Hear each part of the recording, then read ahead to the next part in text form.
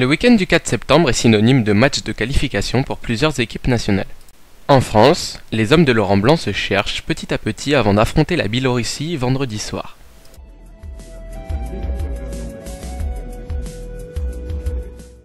Les Bleus ont, dans la semaine, reçu la visite de Zinedine Zidane qui les a encouragés.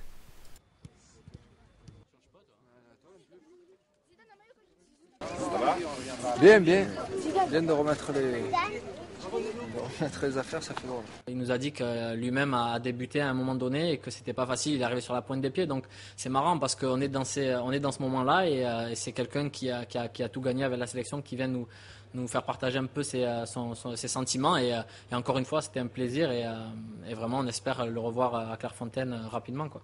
Et je pense que la proximité qu'ils mettent en place par rapport à nous, voilà, c'est un certain moyen de dire, voilà, on vous passe le témoin, allez-y, foncez. L'équipe s'est renforcée par le retour de plusieurs mondialistes non suspendus par la FFF. La nouvelle équipe de France aborde son premier match de qualification à l'Euro 2012 avec l'ambition de reconquérir le cœur de ses supporters au Stade de France.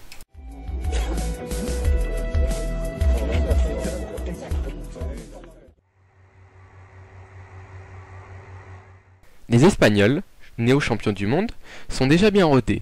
Et malgré la blessure de leur capitaine Carles Puyol, ils devront pouvoir développer leur football facilement face au Liechtenstein. Gentilmente nos attende, técnico da seleção portuguesa. E a seleção de Portugal, a partir de agora, Luiz, vai virar... Le sélectionneur du Portugal, Carlos Queiroz, vient d'être suspendu de ses fonctions pour une durée de 6 mois par l'autorité antidopage portugaise. Il a été reconnu coupable d'avoir perturbé un contrôle antidopage lors de la préparation de son équipe au mondial. Pour ce premier match contre la Chypre, c'est son adjoint Agostinho Oliveira qui prendra en main les destinées de la Seleção.